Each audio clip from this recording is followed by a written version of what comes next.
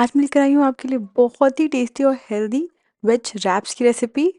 और सबसे अच्छी बात, आप इन्हें पहले बनाकर रख सकते हैं और फटाफट से इन्हें सेक कर सर्व कर सकते हैं। आप इसे पार्टी के लिए बना सकते हैं, बच्चों को स्नैक्स में दे सकते हैं। और बाहर से कुछ नहीं लाना है, घर के सामान से ही बनाएंगे इन रैप्स को हम।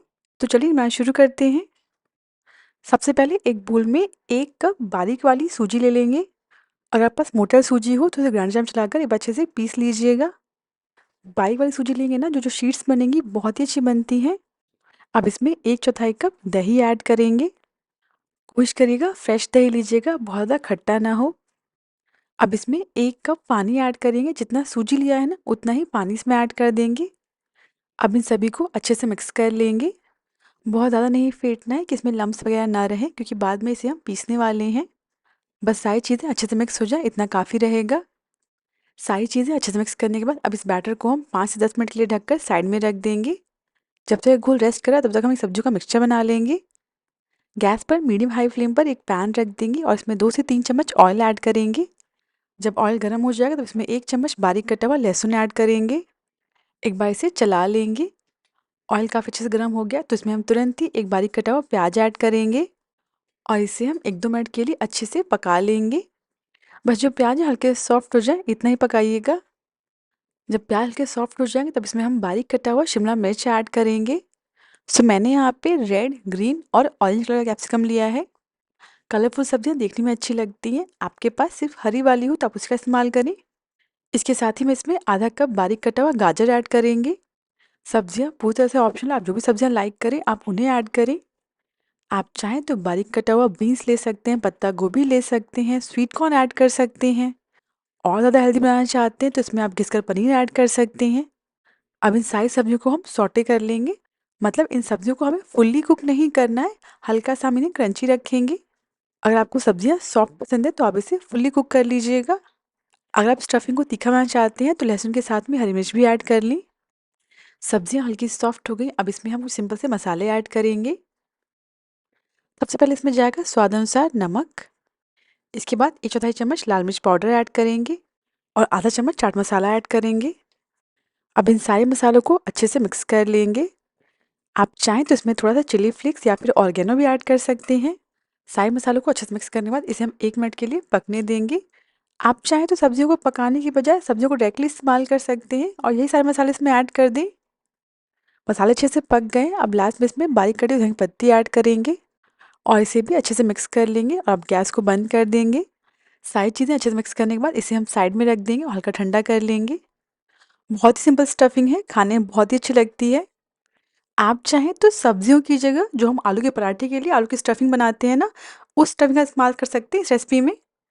अब चलिए नेक्स्ट प्रोसेस देख लेते हैं। अब अपने घोल को चेक कर लेते हैं। इसे रखे हुए मुझे लगभग 10 मिनट हो गए हैं। ढक्कन हटा देंगे। ये जो घोल है पहले काफ़ी ज़्यादा गाढ़ा हो गया है। सूजी ने अच्छे से पानी को और दही को एब्जॉर्ब कर लिया है। अब इस सारे घोल को हम एक ग्राइंडर जार में डाल देंगे। इसका हमें बिल्कुल स्मूथ घोल बनाना है। अब इसमें 1/4 कप पानी ऐड करेंगे। अब इन सभी को हम अच्छे से ब्लेंड कर लेंगे और एक स्मूथ सा घोल रेडी कर लेंगे। ये जो घोल है ना हल्का सा पतला रहेगा, बहुत ज़्यादा गाढ़ा नहीं रहेगा। और इसी के साथ सारी चीज़ें अच्छे से ब्लेंड हो गई, हमारा घोल बिल्कुल रेडी है। अब इस घोल को हम एक बोल में ले लेंगे। अब इसमें स्वाद अनुसार नमक ऐड करेंगे। ध्यान रखिएगा स्टफिंग में नमक है तो उस हिसाब से नमक ऐड करिएगा। नमक को घोल के साथ अच्छे से मिक्स कर लेंगे। ये जो घोल है थोड़ा सा गाढ़ा है तो इसमें हम थोड़ा थोड़ा पानी ऐड करके इसे हल्का पतला कर लेंगे। सो मैंने इसमें लगभग 1/4 कप पानी और ऐड किया है। आप अपने हिसाब से इसमें पानी ऐड कर लीजिएगा।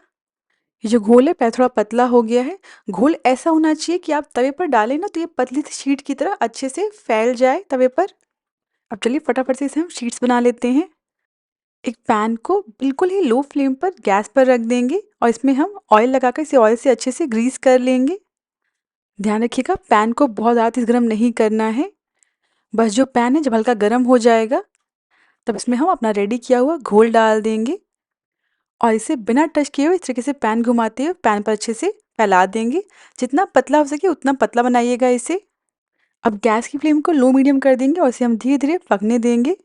जैसे जैसे पकता जाएगा इसके ऊपर की लेयर ड्राई होती जाएगी और जो ऊपर की लेयर अच्छे से ड्राई हो गई है, जो किनारे हैं ना ये देखिए इन्होंने पैन को छोड़ दिया है। इसे हमें पलटना नहीं है, बस हम एक साइड से अच्छे से पका लेंगे। बस इसे 2 से 3 मिनट के लिए पकाएँगे, उसके बाद इसे हम पैन से निकाल लेंगे। ये बहुत ही सॉफ्ट होते हैं रोटी की तरह, सो जेंटली इसे इस तरीके से स्पैचुला पे रख लेंगे और इसे निकालने के बाद वापस से गैस की फ्लेम को लो कर देंगे।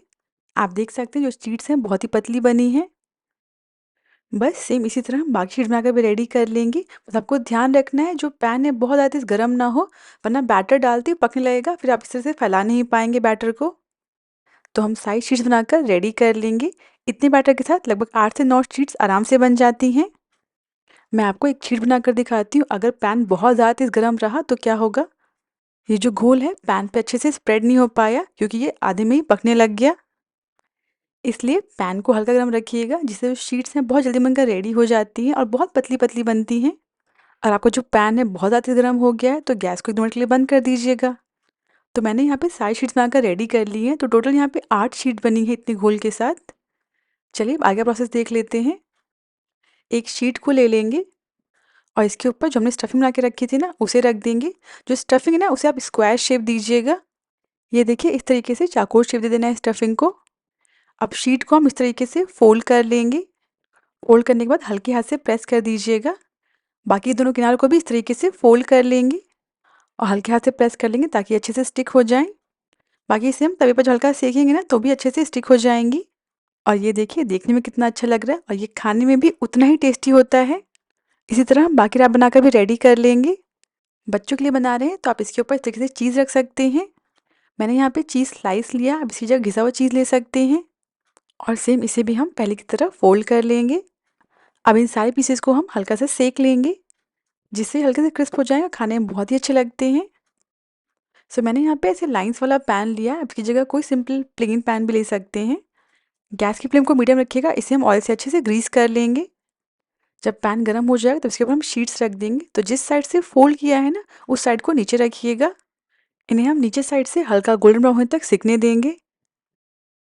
जब नीचे साइड से हल्के क्रिस्प हो जाएँगे तो इन्हें हम पलट लेंगे। सेकने के बाद ये जो फ़ोल्ड है आपस में अच्छे से चिपक गए हैं। पलटने के बाद इसे दूसरी साइड से भी हल्का क्रिस्प होने तक सेक लेंगे। इसी के साथ हमारे टेस्टी और हेल्दी रैप दोनों साइड से अच्छे से क्रिस्पी हो गए, इन्हें हम पैन से निकाल लेंगे और बाकी बचे हुए रैप्स को भी हम इसी तरीके से सेक लेंगे। एक बार इन्हें बनाकर देखिए, बहुत ही टेस्टी बनते हैं। आप इसे गेस्ट के लिए बना सकते हैं। सारी चीज़ें रैप करके रख लिया आपने और सर्व करने से पहले बस सेका और सर्व कर दिया। एक बार इस रेसिपी को ज़रूर ट्राई करें, बच्चे हों या बड़े, यह रैप हर किसी को बहुत पसंद आएगा। आप इसे टोमेटो केचप के साथ, चिली सॉस के साथ या शेज़वान चटनी के साथ सर्व कर सकते हैं।